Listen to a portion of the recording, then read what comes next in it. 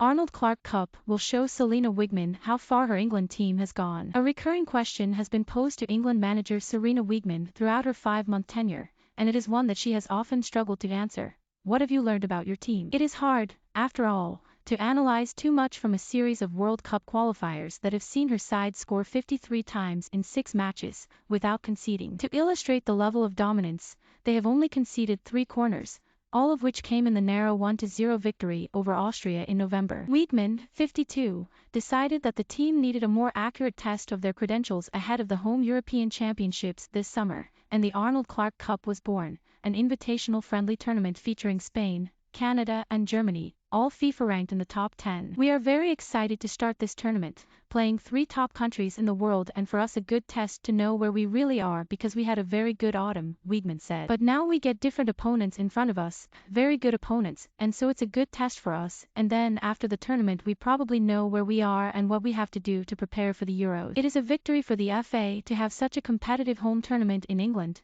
given the constraints of the pandemic, but they will hope their national side can rise to the occasion, with Leo Williamson captain for the tournament as Wiegman delays naming a permanent leader with Steph Houghton still injured. Their first fixture against Canada tomorrow, at the Riverside Stadium in Middlesbrough, will see England face the surprise gold medalists from the Tokyo Olympics. Led by Bev Priestman, who was Phil Neville's former England assistant manager, they beat Sweden on penalties, in a competition Team GB exited at the quarter-final stage under interim head coach Heggie Reid. We have recognized a gap in terms of European opposition for Canada historically in Women's World Cups, so this tournament was really fitting, Priestman said. Canada will not be at full strength, with some squad members like Jessie Fleming, the Chelsea midfielder, at full fitness and in season, while others play in the NWSL in the United States that is still in pre-season. They will also be without Christine Sinclair, the all-time leading international goal scorer, as her mother recently died. England's second game, against Spain at Carrow Road in Norwich,